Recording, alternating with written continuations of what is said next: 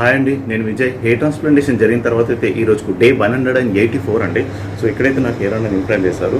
So ఎంత implant చేసిన హెయిరే చూడండి, డెన్సిటీ కూడా ఎలా ఉందో అసలు చాలా న్యాచురల్ లుక్ ఉంది, మంచి డెన్సిటీ ఉందండి. చూడండి ఎంత ఎలా ఉందో, హెయిర్ కూడా పెరుగుతుంది. అండ్ హెయిర్ కట్కు వీడియో వస్తుందండి ఒక 1 month లోపల. 1కి కట్ చేయించట్లేదు, సో అది గుర్తుంచుకోండి చూస్తున్న వాళ్ళు డైలీ. సో అండ్ కామెంట్లో చూశాను, అన్న హెయిర్ ట్రాన్స్ప్లాంట్ సర్జరీ ఫెయిల్ అవుతుందా, సో నేను ఒక దగ్గర చేయించుకున్నాను ఇలా ఫెయిల్ అయింది అని అడుగుతున్నారు. దానికి రిప్లైగా చాలామంది అలా ఫెయిల్ కూడా అవుతుందా అని అడుగుతున్నారండి.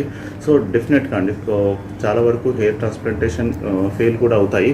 ఎవరు ఫెయిల్ అవుతాయి అంటే ప్రొఫెషనల్స్ కాకుండా పర్ఫెక్ట్ డాక్టర్ కాకపోతే మాత్రం అది ఫెయిల్ అయ్యే ఛాన్సెస్ ఉంటుంది. సో కాబట్టి మంచి డాక్టర్ని చూస్ చేసుకోండి.